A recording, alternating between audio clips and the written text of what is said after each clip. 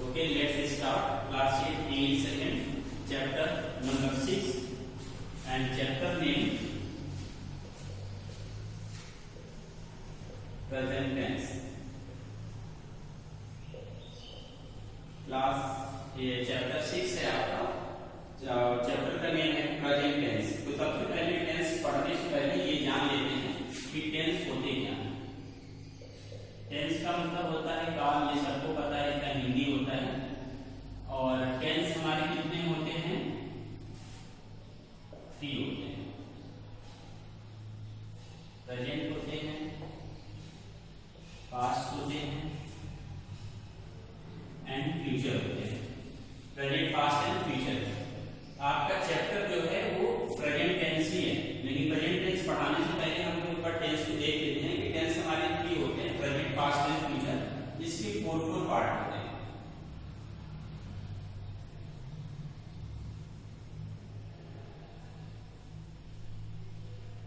Present indefinite tense,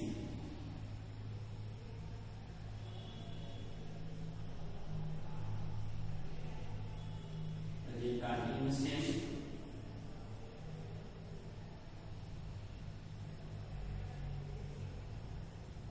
present perfect tense,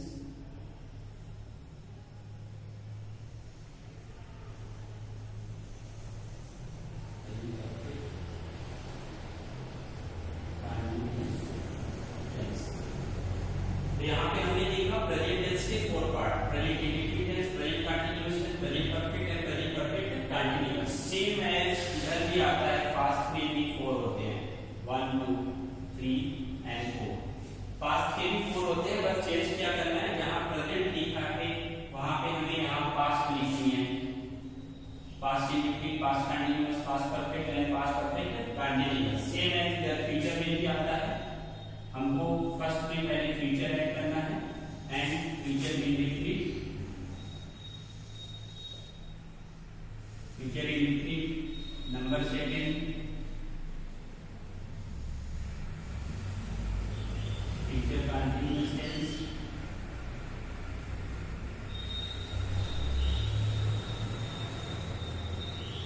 future perfect tense,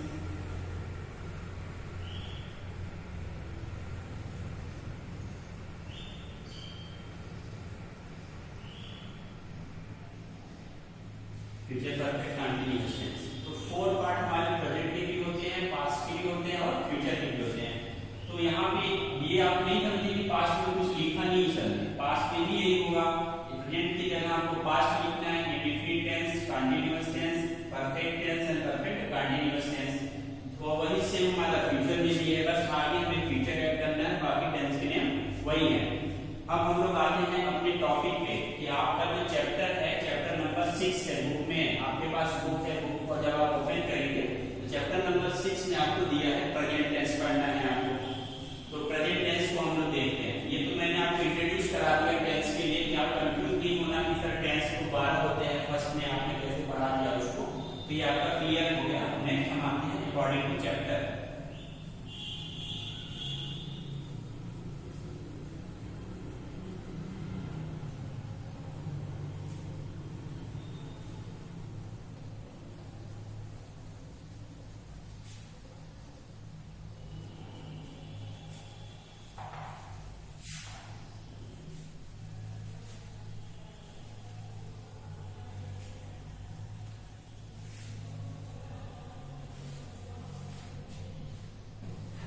book में देखिए आपके लिखा हुआ है, सबसे पहले हमें प्रेजेंट टेंस पढ़ना है, जो कि यहाँ पे मैंने मेंशन कर दिया कि आपको पहले प्रेजेंट टेंस पढ़ना है। यह चार्ट मैंने बना दिया था कि कितने टेंस होते हैं।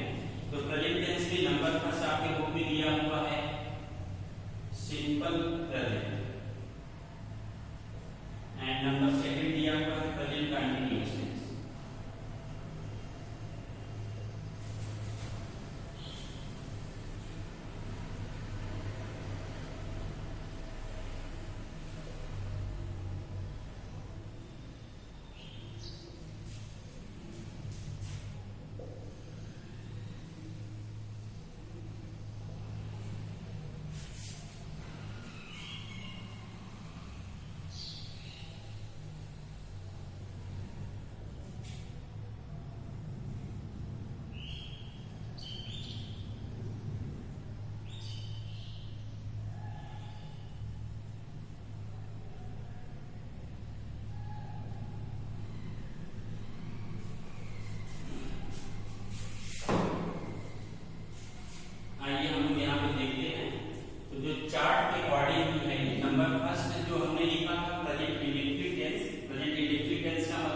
Simple present tense and second present continuous tense को हम दूसरी टेंस में भी बोलते हैं कि प्रेजेंट प्रोग्रेसिव सेम मैटर वही है same means. Number third present perfect tense and number four present perfect continuous tense. तो इसको हम वन बाय वन आके यहाँ पे क्लियर करते हैं। तो ये नंबर फर्स्ट हम देखते हैं सिंपल प्रेजेंट।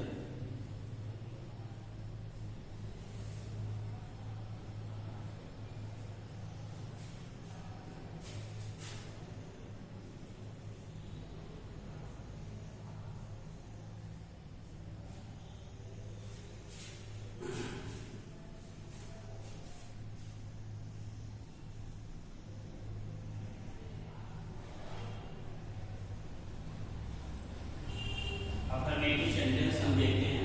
ये नंबर फर्स्ट हम बता रहे हैं सिंपल प्रेजेंट टेंस का नंबर फर्स्ट है सिंपल प्रेजेंट टेंस, जिसको हम प्रेजेंट इंडेफिनिट भी बोलते हैं। इसका अफर्मेटिव देखेंगे। सबसे पहले लिख लेते हैं, इसको पहचानते कैसे हैं हम। ता है, टी है, ते है एंड ते हो शब्दों ये लास्ट में आते हैं, उसको हम पहचानते हैं। हिंदी वाक्य के अंत में आते हैं ता है, ती है, ते। अफर्मेटिव सेंटेंस हम देख रहे हैं। तो अफर्मेटिव सेंटेंस में सिंगुलर नाउन के साथ हम एस प्लस ईएस को ऐड करते हैं। किसके साथ करते हैं? वर्ब के फर्स्ट फॉर्म में। एंड नेगेटिव में देखते हैं। नेगेटिव सेंटेंस में हम देखते हैं सिंगुलर नाउन के साथ हम लिखते हैं डज एंड प्लूरल के साथ लिखते हैं डू। और फिर इंट्रोगेटिव नेगेटिव में आपके हेल्पिंग वर्ब पहले आ जाते हैं और आपके हेल्पिंग वर्ब सेम यही रहेंगे। देखिए यहाँ पे एग्जाम्पल से समझाते हैं आपको।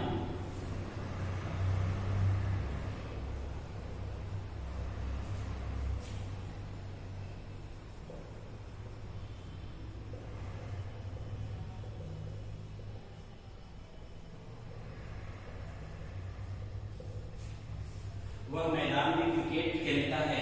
तो यहाँ पे हमने देखा ता है, तो आइडेंटिफाई करने के लिए मैंने बताया था नंबर फर्स्ट हम देख रहे हैं सिंपल प्रेजेंट टेंस।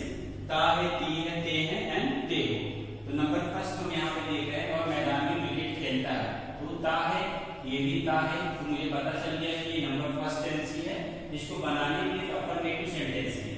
सबसे पहले हमें सिंगुलर नाउन के साथ एस एंड ईएस ऐड करना होगा वर्ब के फर्स्ट फॉर्म में एंड प्लूरल नाउन के साथ नो ऐड, कोई भी ऐड ऐसे नहीं होता है।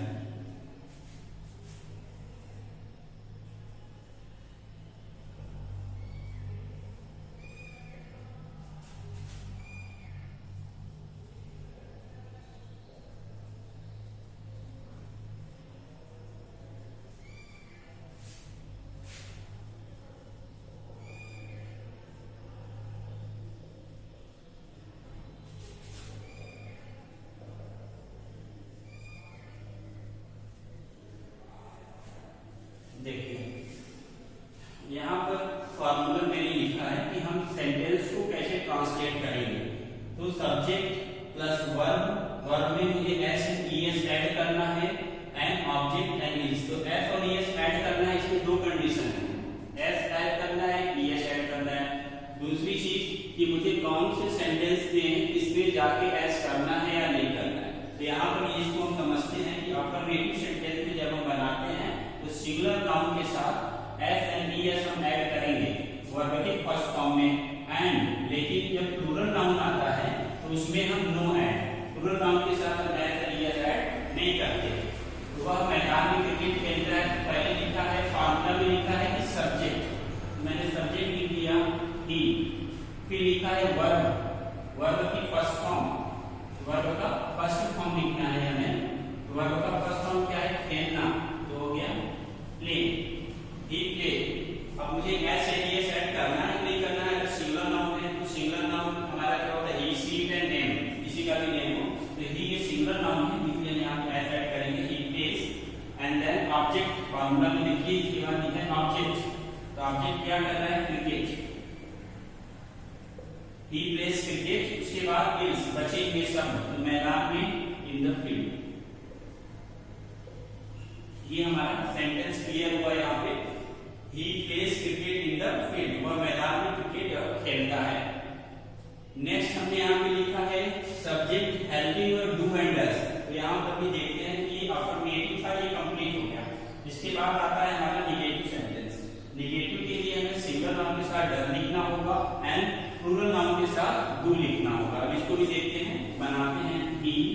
ही हमारा सिंगल नाउन है तो डज एंड डज के साथ नॉट आ जाएगा, क्योंकि निगेटिव सेंटेंस जब बनाएंगे तो इसका मतलब हो जाएगा वह मैदान में क्रिकेट नहीं खेलता है। He does not, फिर वर्ब का फर्स्ट फॉर्म हो जाएगा he does not play cricket in the field। अब यहाँ पे s नहीं लगेगा इसमें निगेटिव फॉर्म में। और फिर इसी का थर्ड आता है इंट्रोगेटिव। ये हेल्पिंग वर्ब को ही हम पहले लिख देंगे। Does he play cricket in the field? फिर इंट्रोगेटिव निगेटिव बनाएंगे। Does he not play cricket in the field? तो फॉर्मूला देखिए यहाँ पे मैंने लिखा है अफर्मेटिव सेंटेंस का ये है फॉर्मूला, निगेटिव सेंटेंस का ये है, इसमें नॉट ऐड हो जाता है। यहाँ पे डज डू के बाद नॉट ऐड हो जाएगा। इंट्रोगेटिव का फॉर्मूला हमारा, इंट्रोगेटिव सेंटेंस में टू कंडीशन होते हैं। टू कंडीशन का मतलब कि सेंटेंस में अगर पहले क्वेश्चन वर्ड आता है, पहले क्वेश्चन वर्ड आने का मतलब जैसे क्या मैं मैदान में क्रिकेट खेलता हूँ, क्या मैं दूध पीता हूँ, क्या मैं सोता हूँ। अगर क्या पहले आया, क्वेश्चन वर्ड पहले आता है तो हम सबसे पहले हेल्पिंग वर्ब को लिखते हैं। अगर क्वेश्चन वर्ड बीच में आ गया, यही चीज बीच में आ गया, मैं मैदान में क्रिकेट क्यों खेलता हूँ, तो क्यों ये क्वेश्चन वर्ड है। अगर बीच में आ गया तो पहले क्वेश्चन वर्ड को ही लिखेंगे। अभी यहाँ पे हम आपको समझा देते हैं।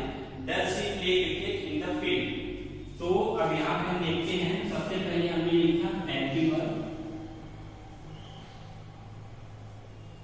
Helping verb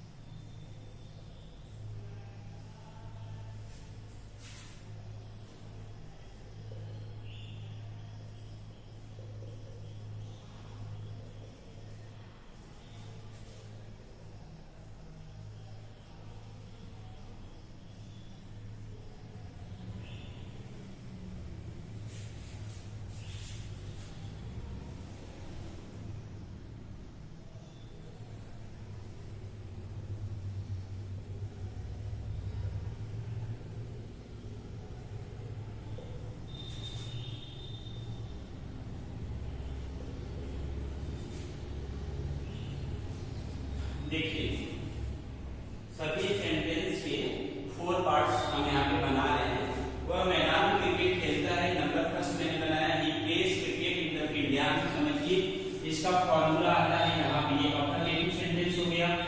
number second, he does not play cricket in the field, इसका फॉर्मूला यहाँ नेगेटिव सेंटेंस। फिर आता है हमारा does he play cricket in the field, ये क्वेश्चन वर्ड पहले आ गया, हेल्पिंग वर्ब पहले आ गया, हेल्पिंग वर्ब पहले आ गया तो इंट्रोगेटिव पे क्वेश्चन प्रश्न पूछने का काम हो गया। तो पहले ये फॉर्मूला लगाएंगे, the helping verb does to subject verb object and is. उसके बाद आता है इंट्रोगेटिव निगेटिव सेंटेंस। तो does he not play cricket in the field, इसका आपका ये फॉर्मूला बनेगा helping verb does to plus subject के बाद नॉट आएगा। यहाँ पे ध्यान देंगे, आफ्टर सब्जेक्ट के बाद नॉट ऐड करना है वर्ब ऑब्जेक्ट एंड इज। जैसा कि मैंने बताया, ये तो मान लीजिए कि हेल्पिंग वर्ब पहले लिखा, हेल्पिंग वर्ब पहले लिखा मतलब हिंदी में इसका मतलब हो जाएगा क्या पहले आ गया, क्या वो मैदान में क्रिकेट खेलता है। लेकिन मैं अगर ये बोल दूं कि वह मैदान में क्रिकेट क्यों खेलता है, अगर बीच में आ गया क्वेश्चन वर्ड, बीच में आ गया, अभी तक तो क्वेश्चन वर्ड पहले आ रहा था, इसका मतलब होता है क्या। डज अगर पहले लगा है मतलब हेल्पिंग वर्ब अगर पहले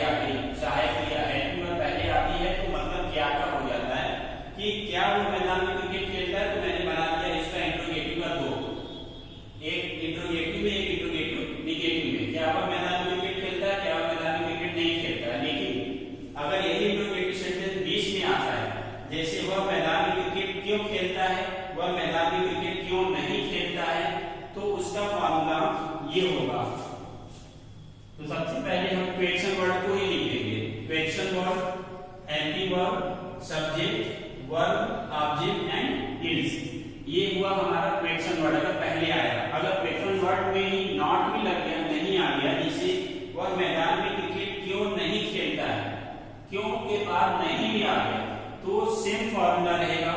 question word, helping verb, subject के बाद यहाँ पे हमें नॉट ऐड कर देना है। सब्जेक्ट के बाद नॉट आ जाएगा। अगर यहाँ पे इंट्रोगेटिव नेगेटिव आता है, क्यों नहीं खेलता है, तो ये अफर्मेटिव सेंटेंस है। सिंपल प्रेजेंट टेंस का number first affirmative present indefinite tense मैंने यहाँ पे क्लियर किया। इसके फोर फॉर्म बना दिया, affirmative, negative, interrogative, interrogative, negative. Interrogative में दो कंडीशन थे, एक तो हेल्पिंग वर्ब से शुरू होने वाले और एक क्वेश्चन वर्ड से, क्वेश्चन वर्ड बीच में आने वाले। तो ये आपका क्लियर हो। नंबर सेकंड हम लोग यहाँ पे देखते हैं।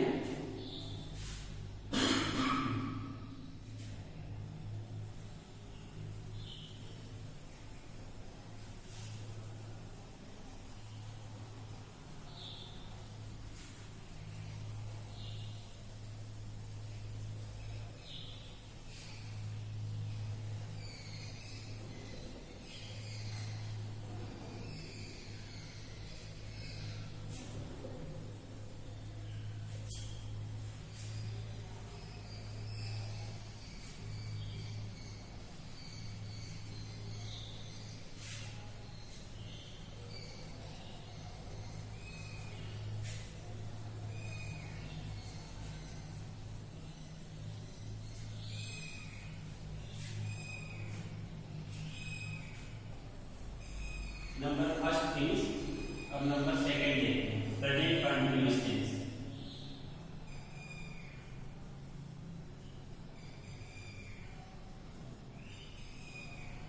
प्रेजेंट कंटीन्यूअस टेंस, तो इसको भी रूल होता है, इसको भी हम कैसे पहचानेंगे कि प्रेजेंट कंटीन्यूअस टेंस है। तो सिंपल सा शब्दों के सेंटेंस के लास्ट में आता है रहा है, रही है, रहे हैं, रहे। फिर इसके बाद हम देखते हैं इसके अफर्मेटिव में,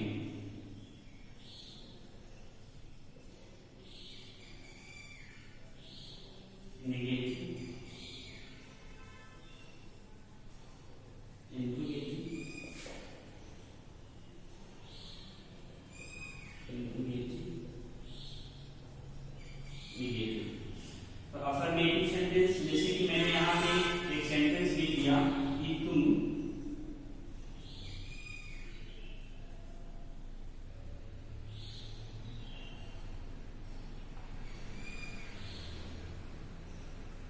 कानपुर जा रहे हैं, ये सेंटेंस हो गया, तुम कानपुर जा रहे हैं। अब हमको इसको बनाना है अफर्मेटिव सेंटेंस। तो अफर्मेटिव सेंटेंस में हम कैसे बनाएंगे, इसका फॉर्मूला होता है, यहाँ पे लिख रहे हैं। सबसे पहले हम लिखेंगे subject, helping verb, is, am, are, verb first plus ING, object and plus is. तो इनका यूज करते हैं। तो सबसे पहले हमने लिखा तुम कानपुर जा रहे हो, तो अफर्मेटिव सेंटेंस मुझे बनानी है। मैंने यहाँ पे लिखा यू। अब यू के साथ क्या ऐड करेंगे, यहाँ पे भी आप देख लीजिए इसको, he, she, it and name के साथ इज, आई के साथ am, we, they and you के साथ आर, वर्ब फर्स्ट में आएंगे।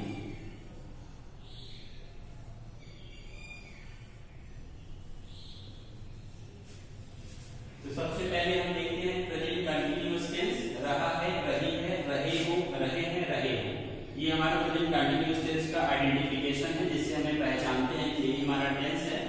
और इसमें इसका रूल नंबर फर्स्ट होता है ही, she, it and name. Name किसी का भी आए उसके साथ इज का यूज करेंगे, आई के साथ एम का यूज करेंगे, वी, दे, यू के साथ आर का यूज करेंगे, वर्ब के फर्स्ट फॉर्म में आईएनजी ऐड करेंगे। नंबर फर्स्ट अफर्मेटिव सेंटेंस हम देख रहे हैं, तुम कानपुर जा रहे हो, तो यू के साथ हमको क्या ऐड करना है, यू के साथ आर, तो यू आर। जा रहे हो,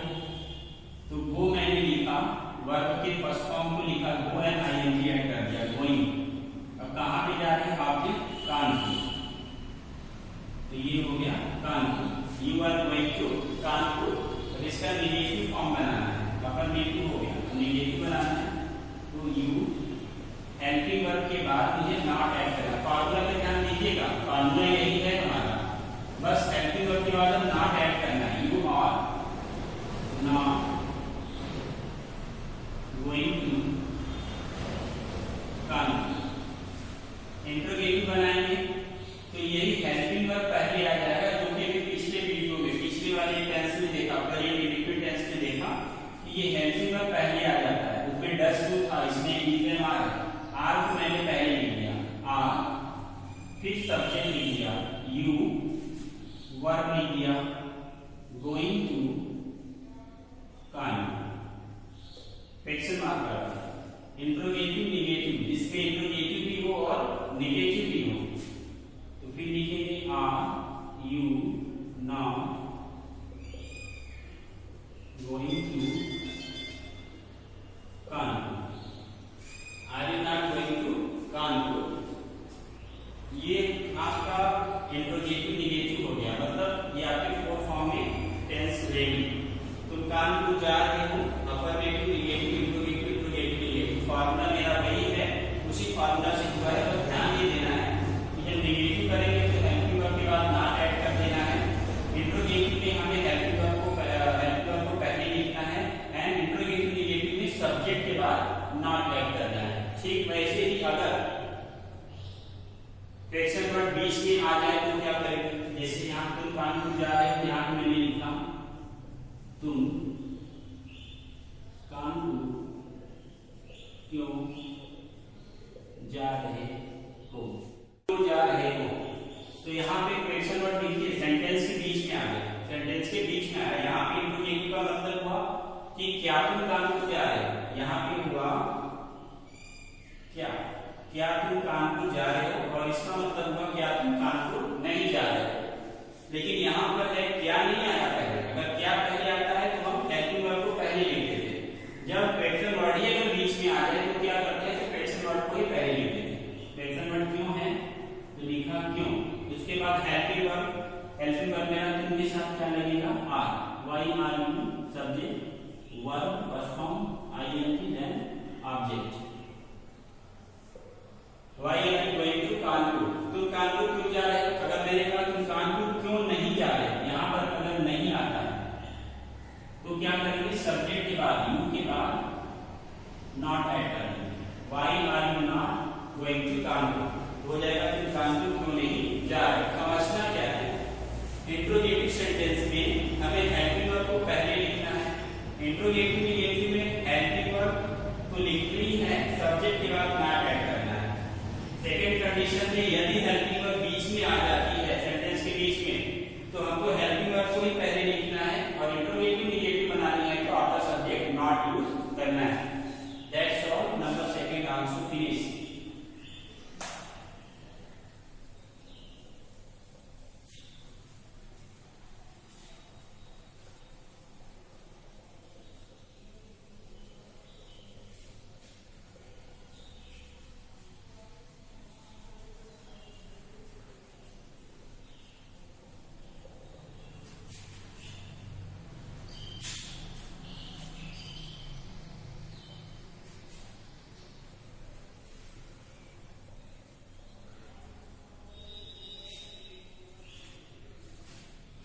अब आते हैं number third, present perfect tense.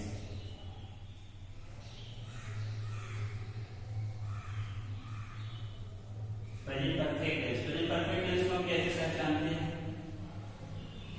चुका है, चुकी है, चुके हैं, चुके, या है, ये है, ये है, ये इसको हम पहचानते हैं कि हमारा प्रेजेंट परफेक्ट टेंस है। ठीक, इसका भी हमारा होता है अफर्मेटिव,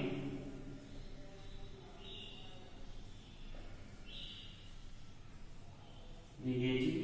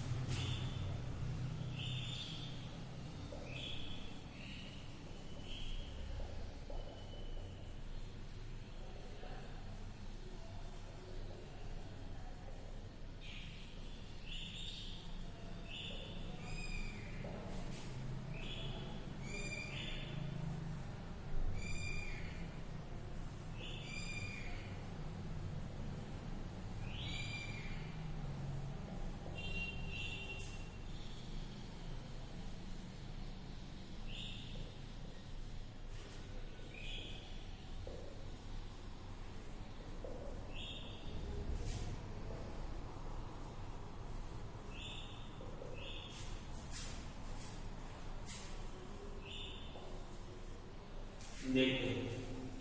तो यहाँ पे नंबर थर्ड हम पढ़ रहे हैं प्रेजेंट टेंस का नंबर थर्ड। ये प्रेजेंट टेंस है तो फर्स्ट और सेकंड हो गया, थर्ड देख रहे हैं प्रेजेंट परफेक्ट टेंस। इसका आइडेंटिफिकेशन यानी पहचानते कैसे हैं, चुका है, चुकी है, चुके हैं, चुके हो, या है, ये है, ये सेंटेंस के लास्ट में आते हैं वर्ड को पहचानते हैं। अगर इंग्लिश में है तो वर्ब का थर्ड फॉर्म आएगा एंड हेल्पिंग और हैज है पहला। हिंदी से इंग्लिश बनाने के लिए, हिंदी से इंग्लिश बनाने के लिए ये पहचानते हैं।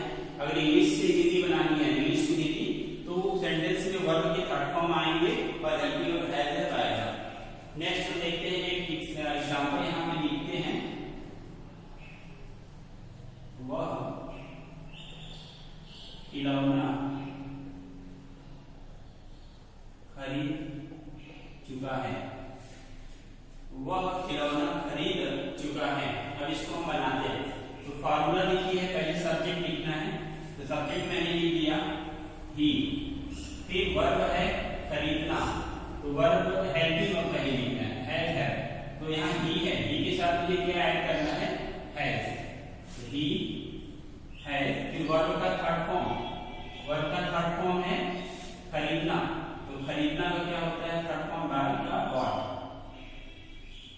He has bought and object, object क्या है, क्या खरीद रहे हैं, खिलौना, टॉय।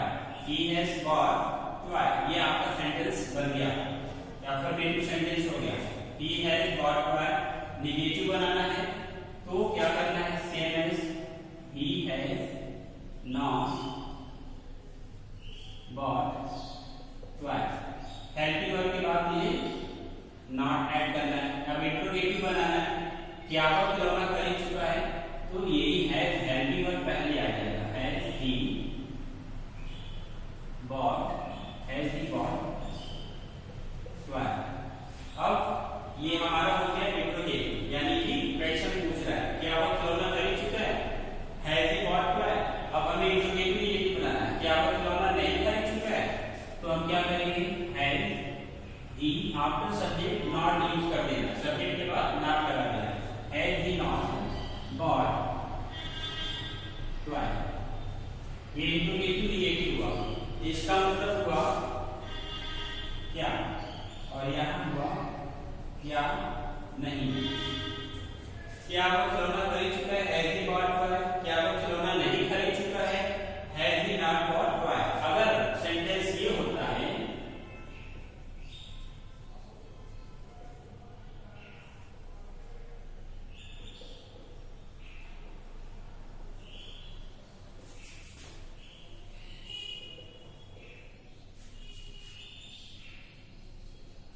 वह खिलौना क्यों नहीं खरीद चुका है, तो यहाँ पे देखिए क्या पहले लग गया, क्या पहले आया तो हेल्पिंग वर्ब लग गई, क्या नहीं है तो भी हेल्पिंग वर्ब पहले है, सब्जेक्ट के बाद नॉट ऐड कर दिया, ठीक। अब उसके बाद देखते हैं कि वह खिलौना क्यों नहीं खरीद चुका है, क्यों बीच में आया, तो बताया था कि जब क्वेश्चन वर्ड बीच में आता है तो उसी को पहले नहीं लेंगे, वाई, फिर हेल्पिंग वर्ब लिखेंगे, वाई है सब्जेक्ट, वाई है ही, एंड वर्ब हमारा है खरीदना, बॉट ऑब्जेक्ट टॉय।